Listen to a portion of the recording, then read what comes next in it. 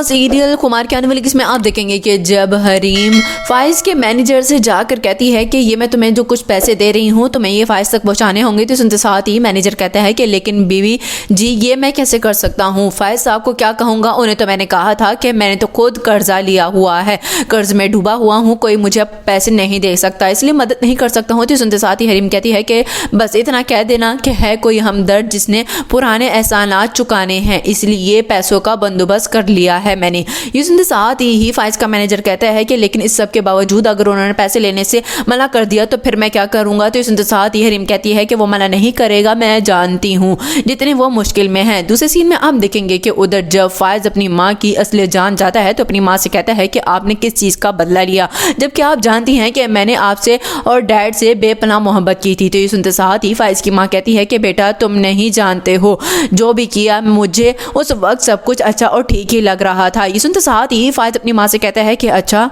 देखा यही आ लगी है हमें जो हम अर्श से फर्श पे आ गए हैं। ये सुनते साथ ही फाइज की माँ कहती है कि अगर तुम चाहते हो ना बेटा तो मैं जाकर माफ़ी मांग लेती हूँ वहाँ पर। ये सुनते साथ ही फाइज कहता है कि माफ़ी किस मुँह से जाकर मांगेंगी, आपको लगता है कि आप इस काबिल हैं कि आप उस दर पे दोबारा जाकर खड़ी हों। तो ये सुनते साथ ही फाइज की माँ कहती है कि तुम्हारे लिए मैं अब सब कुछ करने के लिए तैयार हूँ। ये सुनते साथ ही फाइज अपनी माँ से कहता है कि नहीं आप मुझे वो पहली जैसी खुशियाँ नहीं दिलवा सकती हैं। लास्ट सीन में आप देखेंगे कि उधर जब मुदस्सिर की माँ मुदस्सिर से कहती है कि मुदस्सिर बेटा मैं तो बहुत ही ज़्यादा परेशान हूँ तुम्हारी बीवी के तेवर देख के। ये सुनते साथ ही मुदस्सिर कहता है कि आप क्या परेशान हैं, आपसे ज़्यादा परेशान मैं हूँ, आपको पता है कि आज इसने हरीम के साथ क्या किया है, इतने ज़्यादा जलील किया है। ये सुनते साथ ही मुदस्सिर की माँ कहती है तो फिर इस बला को अपने सर से टाल क्यों नहीं देते हो, फेंक दो ना इसे इस घर से निकाल के। तो सुनते साथ ही मुदस्सिर कहता है कि ऐसा आप कह रही हैं, कल तक तो आप इस चीज़ के लिए मुझे मना करती थी और इतना सब कुछ करना आसान नहीं है।